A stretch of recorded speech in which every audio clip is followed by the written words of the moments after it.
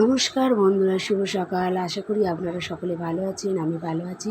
এই যে সকালবেলায় 3টে গ্যাস ঢেলে দিয়েছি, দেখুন। একটাতে মাছ ভাজা বসিয়েছি, আর একটা ঢ্যাঁড়স আলুর তরকারি চিংড়ি মাছ দিয়ে করবো বলে ভাজছি পেঁয়াজ দিয়ে, আর ওইটাতে ভাত হচ্ছে।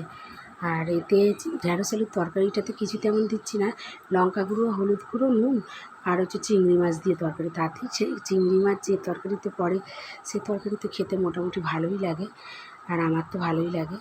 আর এদিকে মাছটা ভাজিয়ে তুলে নিয়ে যে মাছের ঝালটা সাদা এমনি ঝাল করছি, লঙ্কা হলুদ কাঁচা লঙ্কা দিয়ে মাছে কাটা পোনা মাছের ঝাল। আর একটু মাছের ডিম ছিল, সেই মাছের ডিমের অম্বল করব। আর ডাল। আজকের এই হচ্ছে দুপুরে খাওয়া দাওয়া। এদিকে চিংড়ি মাছগুলো ঢ্যাঁড়সের তরকারিতে তুলে দিয়েছি, দেখতে পাচ্ছেন, হয়েও গেছে, নামিয়ে নেবো। আর ওদিকে একটাতে অম্বল আর একটাতে মাছের ঝাল হয়েছে, বসিয়েছি। আর আপনাদের আমার দুপুরের রান্নাবান্না কীরকম লাগলো অবশ্যই জানাবেন। আপনারা কিছু জানান না, কমেন্ট করেন না। যদি ভালো লাগে একটা লাইক এবং একটা কমেন্ট করবেন। আর সব সময় এইভাবে পাশে থাকবেন, আমিও পাশে আছি। নমস্কার।